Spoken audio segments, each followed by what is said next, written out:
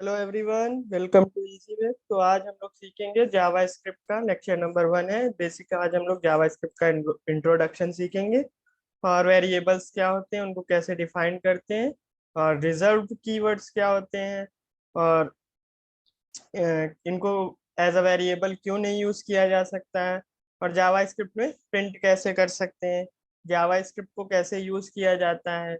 तो आज ये सब हम लोग सीखेंगे। तो पहले थोड़ा बेसिक सा इंट्रोडक्शन जान लेते हैं कि जावा स्क्रिप्ट है क्या, कब आई, क्यों यूज के लिए आई, क्या रीजन थे, तो ये सब हम लोग जान लेते हैं। तो जावा स्क्रिप्ट देखो लाइट वेट है, पहली चीज है वो लाइट वेट है। लाइट वेट का मतलब ये वजन में हल्की नहीं है, ठीक है। लाइट वेट जब भी हम लोग बात करते हैं in the sense of computer, तो हम लोग बात करते हैं कि वो कितना सीपीयू उसका यूजेस होता है, उसके हिसाब से सीपीयू यूजेस, मेमोरी यूजेस, इसके हिसाब से हम लोग बताते हैं वो लाइट वेट है कि हैवी वेट है। तो लाइट वेट है, इसका मतलब ये क्या है, ये लेस सीपीयू यूज करती है, ठीक है। क्रॉस प्लेटफॉर्म का मतलब होता है ये ब्राउजर बेस्ड होती है, ब्राउजर पे रन करती है। ये किसी जैसे कि विंडोज पे, लिनक्स पे, इन सब पे बेस नहीं करती, ये ब्राउजर पे रन होती है, ठीक है। तो ये डिफरेंट डिफरेंट प्लेटफॉर्म पे रन हो जाती है, मोबाइल पे, लैपटॉप पे, टैब पे, सब पे रन हो जाती है। बेसिकली ये ब्राउजर पे रन होती है, ठीक है।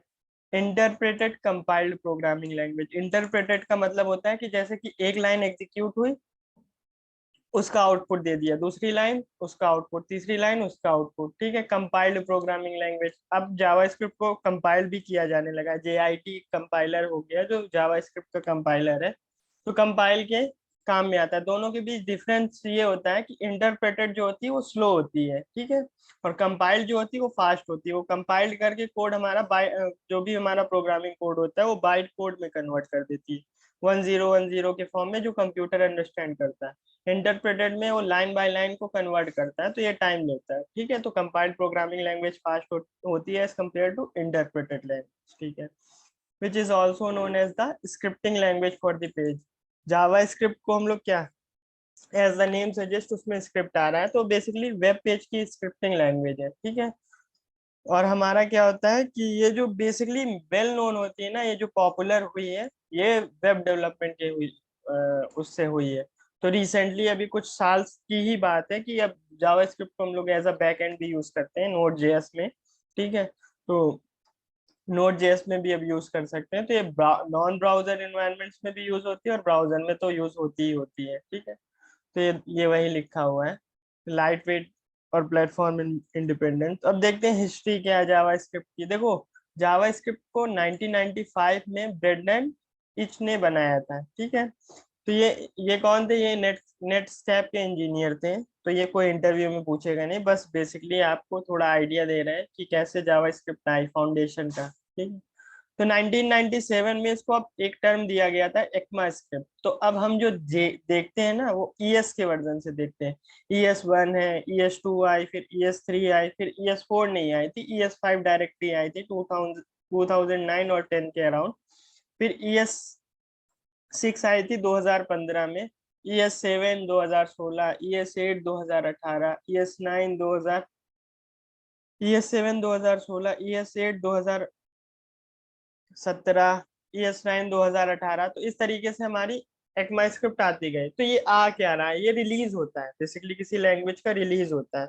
अगर आपको देखना है तो यहाँ पे आएंगे,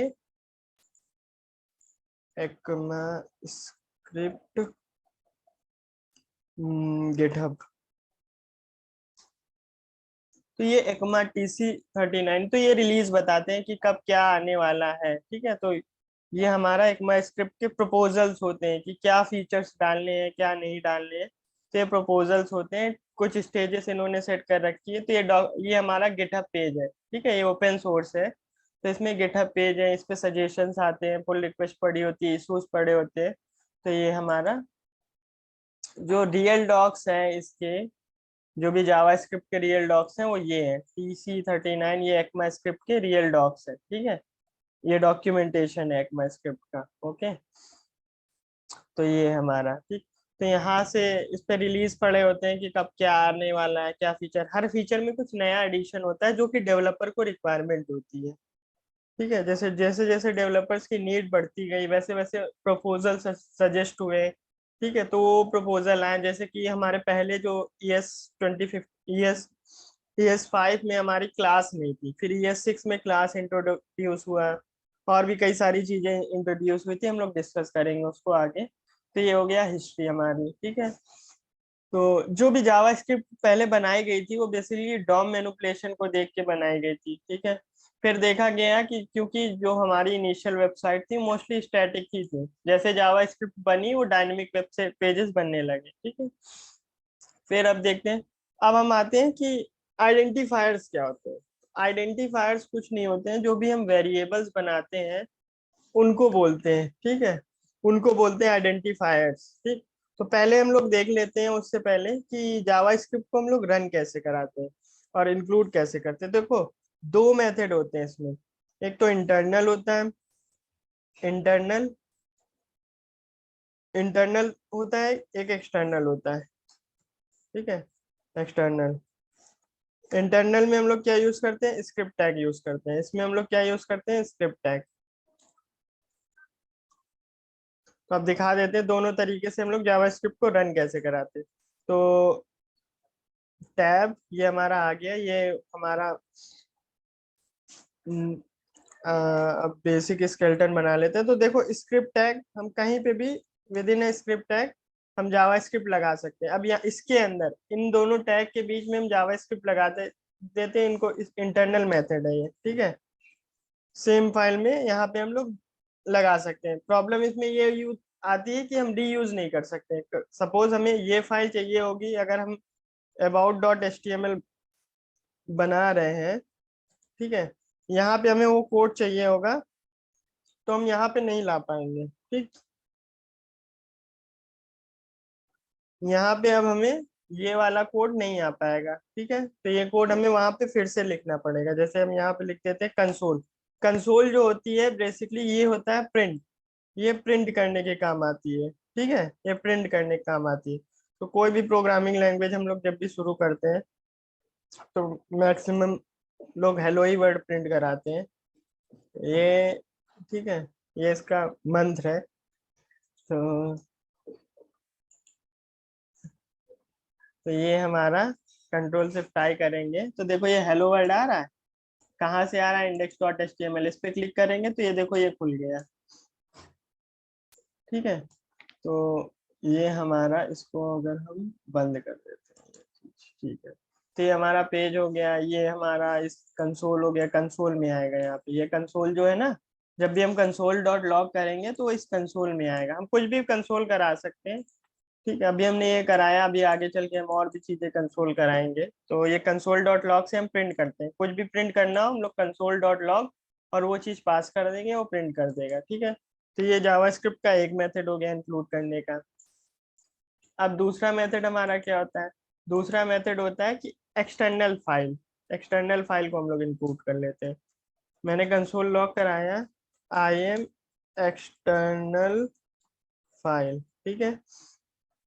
तो अब हम यहाँ पे चलते हैं, इसको अब इंक्लूड कैसे करते हैं। इनको कहीं पे भी तुम डाल दो, स्क्रिप्ट टैग चाहे बॉडी के अंदर कहीं पे डाल दो, चाहे हेड टैग के अंदर कहीं पे डाल दो। दोनों का क्या प्रोज एंड कॉन्स है ये आगे चल के हम लोग डिस्कस करेंगे, अभी नहीं करते, ठीक है।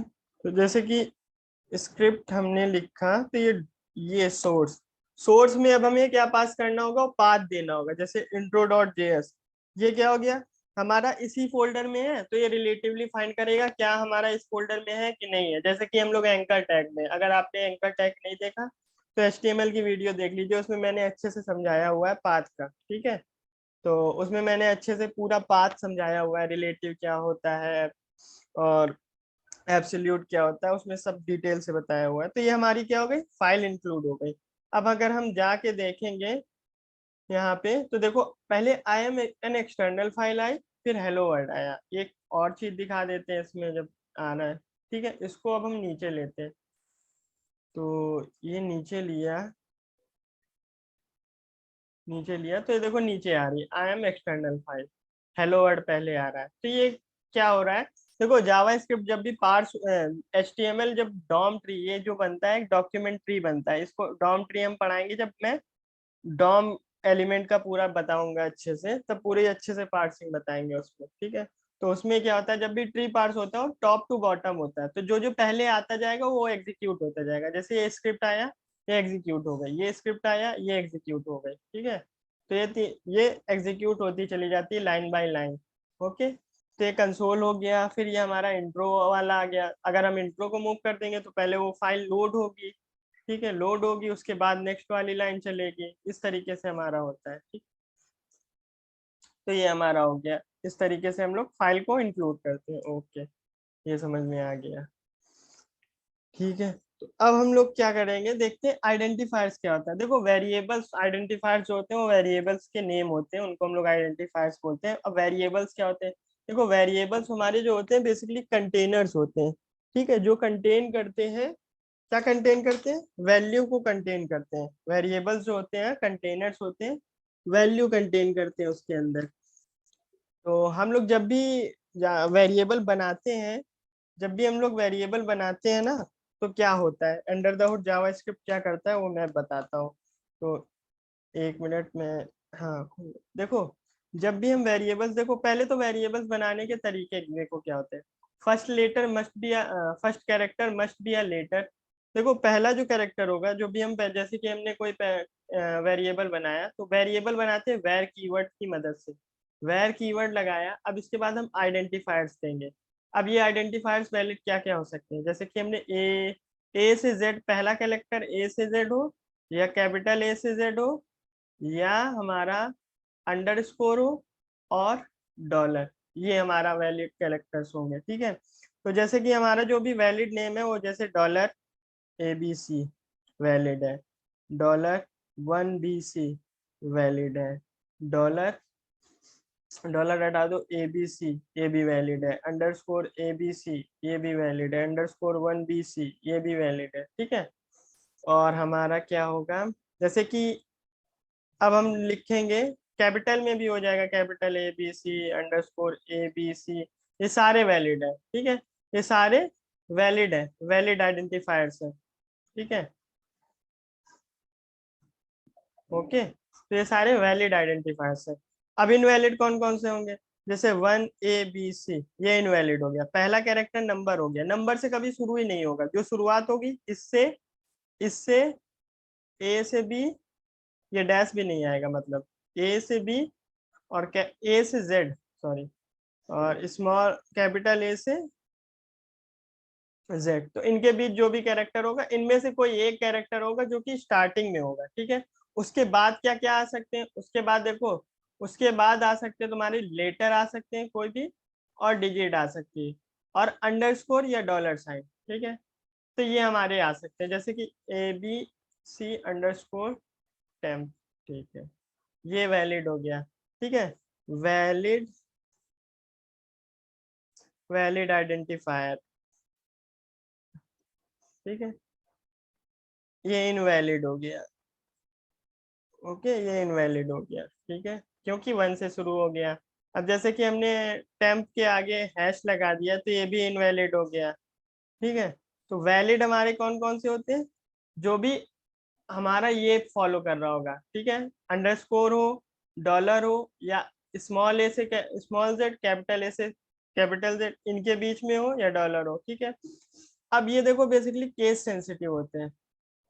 केस सेंसिटिव का मतलब ये होता है कि हमारा जो ए है वो ए के बराबर नहीं है, ठीक है, ये दोनों बराबर नहीं है, ठीक।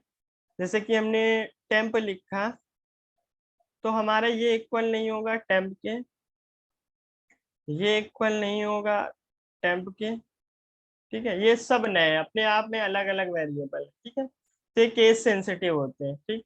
कैपिटल में, स्मॉल में, हर एक लेटर मैटर करता है कि कैपिटल में है, स्मॉल में है, और कैसे है। तो हम आइडेंटिफायर्स कैसे डिक्लेयर कर सकते हैं, वेर, लेट, ठीक है, ये सारे कीवर्ड्स हैं, इनसे हम डिक्लेयर कर सकते हैं। जो लेट और कॉन्स्ट आया ये ES6 का पार्ट है, तो इसको हम लोग आगे डिस्कस करेंगे, अभी हम लोग वेर से डिक्लेयर करें, ठीक है। तो कौन से हम केवल कांस्टेंट वैल्यू डिक्लेयर करते हैं, वेरिएबल वेरी नहीं करती है, कांस्टेंट रहती है। तो वेरिएबल्स हम लोग जब भी डिक्लेयर करते हैं तो देखो क्या होते हैं, containers which holds a value, ये आइडेंटिफायर्स कहते हैं। जैसे कि हमने वेर टेम्प असाइन 10 किया, तो अब हुआ क्या under the under the hood होता क्या है, इस 10 को एक मेमोरी मिलती है, ठीक है। जो भी हमारा जब भी कोई प्रोग्राम रन होता है तो प्रोग्राम रन होने के लिए मेमोरी की जरूरत होती है, इसीलिए हम लोग चेक करते हैं उसकी रैम कितनी। जब भी मैं मेमोरी बोलता हूँ तो वो हार्ड डिस्क की बात नहीं होती है, मेमोरी की जब भी बोलते हैं तो रैम की बात हो गई, ठीक है। प्रोग्रामिंग लैंग्वेज में अभी जब भी हम बात करेंगे तुमसे, तो मेमोरी जब भी मेरा वर्ड होगा तो रैम की ही बात होगी, ठीक है। तो जब भी हम लोग प्रोग्राम, जब भी कोई कंप्यूटर लेते हैं तो हम लोग पूछते हैं रैम कितनी है क्या नहीं है, रैम की फैसिलिटी पूछते हैं। तो रैम बेसिकली नीड क्यों होती है, क्योंकि यही सारे हमारे प्रोग्राम को एग्जीक्यूट कराने में मदद करती है, ठीक है। इसी में ही सारे प्रोग्राम रिसाइड करते हैं। तो ये क्या करती है, जब भी हमारा ये 10 हमने किया तो इसको एक मेमोरी मिली। मेमोरी किस लिए मिलती है, जैसे हमें रहने के लिए घर चाहिए ना, हमें रहने के लिए घर चाहिए, ऐसे ही वेरिएबल को रहने के लिए मेमोरी चाहिए। तो ये क्या करेगा, मेमोरी लेगा। 10 है, जैसे इसमें मेमोरी लिया, मेमोरी क्या होती है, ब्लॉक्स होते हैं, इस तरीके से होगी, सेल्स होती हैं खूब सारी, उसमें कुछ एड्रेस होंगे। इसका एड्रेस होगा 1 2 3 4, इस तरीके से एड्रेस होगा यूनिकली आइडेंटिफाई करने के लिए, ठीक है। हर एक चीज का एड्रेस होता है, बिना एड्रेस के कुछ नहीं होता, बिना एड्रेस के हमारे घर घर भी नहीं होगा, सबका एड्रेस होता है। तो जब भी प्रोग्राम बनता है वो रियल लाइफ सिनारियो को देख के बनता है, रियल लाइफ में चल क्या रहा है। जितनी भी हम नई टेक्नोलॉजी आती है वो बेसिकली ह्यूमन को एनालाइज करती है, नेचर को एनालाइज करती है, उसको एनालाइज करके बनाती है, ठीक है। जब भी, तो ये हमारा हो गया। तो 10 जो बना हमारा, अब देखते हैं हम लोग इस पे। 10 जो हमारा बना उसको एक मेमोरी सेल में एड्रेस में रख देते हैं। 10 इस तरीके से नहीं रखते, ये होता है बाइनरी फॉर्म में, बाइनरी फॉर्म में होता है, ठीक है। बाइनरी फॉर्म में होता है। अभी हम आगे चल के हम समझा देंगे कि बाइनरी फॉर्म में इसको कन्वर्ट कैसे करते हैं। आप कोई भी यूट्यूब वीडियो अभी देख सकते हैं। तो 10 को अगर हम 2 से डिवाइड करेंगे तो इस तरीके से डिवीजन करके ये हमारा 1010 इस तरीके से बाइनरी फॉर्म में आता है। ये 2 की पावर 0, 2 की पावर 1, 2 की पावर 2, 2 की पावर 3, तो इसका समेशन जो होगा हमारा 10 आ जाएगा, ठीक है। तो ये बाइनरी फॉर्म में हम लोग इसको कन्वर्ट करते हैं। तो इसको हम आगे चल के बताएंगे बाइनरी फॉर्म में कैसे कन्वर्ट करते हैं। तो ये हमेशा इस फॉर्म में नहीं रहता, ये 1010 की फॉर्म में रहता है। इसको हम 10 के बजाय हम 8 ले लेते हैं। ये 10 फॉर्म में लग रहा है तो लोग समझ लेंगे, हमने 8 लिया। तो यहाँ पे 8 रहेगा, वो 1010 के फॉर्म में रहेगा, ठीक है। इसका एक मेमोरी ब्लॉक होगा, तो उसका नाम हम लोग देते हैं टेम्प, ठीक है। जो आइडेंटिफायर्स होता है बेसिकली ये क्या करता है, आइडेंटिफाई करता है। क्या करता है, आइडेंटिफाई द मेमोरी लोकेशन, ठीक है। ये होता है हमारा आइडेंटिफायर्स। क्या करता है, आइडेंटिफाई करता है किसको, मेमोरी लोकेशन को। हम उस पर्टिकुलर मेमोरी लोकेशन को एक नेम देते हैं। तो ये टेम्प 8 हो गया, ठीक है। पहले 8 बना, उसको मेमोरी मिली, उसका नाम हमने टेम्प रखा है, ठीक है।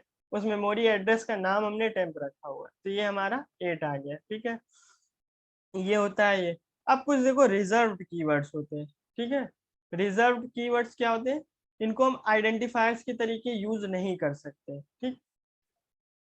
अब ये रिजर्व कीवर्ड्स क्या बना है, तो ये अभी हम लोग देख लेते हैं रिजर्व कीवर्ड्स क्या बना है। तो देखो रिजर्व कीवर्ड क्या होते हैं, जैसे वेर का एक काम हो गया। अब ये जो वेर है इसका काम है क्या, वेरिएबल डिक्लेयर करना, वेरिएबल डिक्लेयर करना, इसका काम दे दिया गया, ठीक है।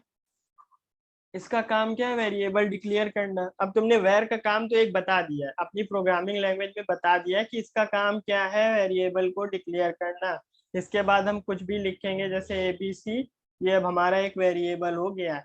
कैसे हो गया, क्योंकि इसका काम क्या था, वेरिएबल को डिक्लेयर करना। इसने वेरिएबल डिक्लेयर कर दिया तो ये वेरिएबल है। ये क्या करेगा, ये करेगा वैल्यू को होल्ड। ये क्या करेगा, वेरिएबल क्या करता है, वैल्यू को होल्ड करता है, अपने आप अपने अंदर वैल्यू को रखता है, ठीक है। इसका काम ये हो गया। तो हमने वेरिएबल का काम बता दिया। ऐसे ही लेट का काम भी होता है, लेट का काम भी होता है आइडेंटिफायर्स को, वेरिएबल को डिक्लेयर करना है, लेकिन इसमें कुछ डिफरेंस होता है, आगे चल के हम लोग देखेंगे। फंक्शन का काम होता है फंक्शन बनाना, ठीक है। रिटर्न का काम होता है कुछ वैल्यू को रिटर्न करना, ठीक। इफ का काम होता है कंडीशनल होता है, एल्स भी कंडीशनल होता है, फॉर का काम होता है लूपिंग करना, वाइल का काम लूपिंग करना, स्विच का काम भी कुछ होता है। हमने सबको काम दिया हुआ है, ठीक है। अब हम क्या करेंगे, अगर वेर वेर असाइन 10 कर देंगे तो इस वेर और इस वेर में फर्क पता नहीं कर पाएंगे, ठीक है। ये वेर का काम क्या है, वेरिएबल को डिक्लेयर करना, और इस वेर का काम क्या है पता नहीं। इस वेर का काम भी वेरिएबल को डिक्लेयर करना है, क्योंकि वेर का काम हमने वेरिएबल को डिक्लेयर करना बता दिया। अब ये हम ओवरराइड कर रहे हैं, एक वेरिएबल बना रहे हैं, तो ये हमारा वर्क नहीं करता, ये हमारा एरर देता है। ठीक है, एरर देता है। चलो हम लोग करके भी देख लेते हैं इसको, तो आप समझ में आ गया होगा होपफुली कि क्या होता है, क्योंकि दोनों क्या काम के लिए बने तो पता नहीं कर पाएगा हमारा ब्राउजर। जैसे हमने कुछ ABC, ये हमारा क्या हो गया, ABC ये हमारा वैलिड हो गया। ठीक है, $ABC ये भी वैलिड हो गया। ठीक, चलो इनवैलिड वाला भी हम डाल लेते हैं थोड़ी। इनवैलिड वाला जैसे वेर वेर असाइन 10, अगर आप देख रहे हो तो इसमें लाल लाल दिख रहा है, हम हॉवर किए, var is not allowed as a variable declare name. ठीक है, ये हमें VS कोड क्या सजेशन देने लगा, अपना सजेशन देने लगा क्या, कि var is not allowed as a variable declare name. ठीक है, अगर हम इसको सेव करके वहां पे देखेंगे ब्राउजर में जाके, ठीक है, ब्राउजर में जाके अगर हम देखेंगे, हाँ, तो देखो ये क्या है, unexpected token where.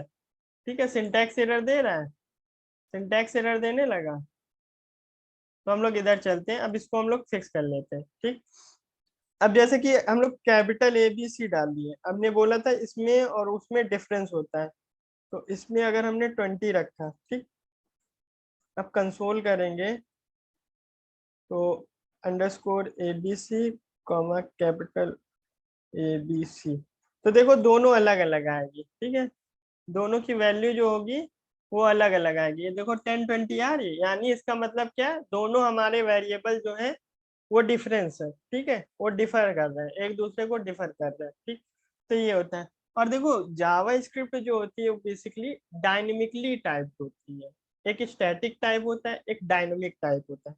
Static type उसको कहते हैं, देखो दो तरीके की टाइपिंग होती है, स्टैटिक एंड सेकेंड होती है डायनेमिक।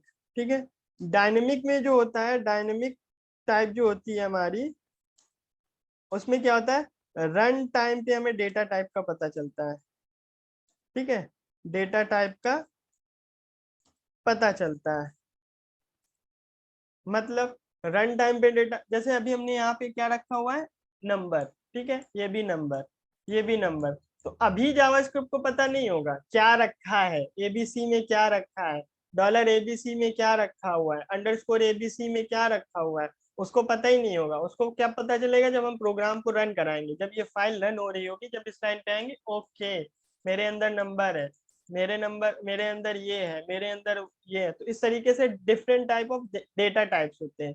तो different type of data type होते हैं, प्रिमिटिव, नॉन प्रिमिटिव, प्रिमिटिव के अंदर भी कई सारे होते हैं। तो हम लोग ये नेक्स्ट क्लास में डिटेल में डिस्कस करेंगे डेटा टाइपिंग। तो आज की हमारी क्लास जो थी बेसिकली यहीं पे खत्म करते हैं। ठीक है, आपको कोई डाउट हो इसमें तो पूछिएगा। That's it, okay, happy learning, bye, मिलते हैं नेक्स्ट क्लास में।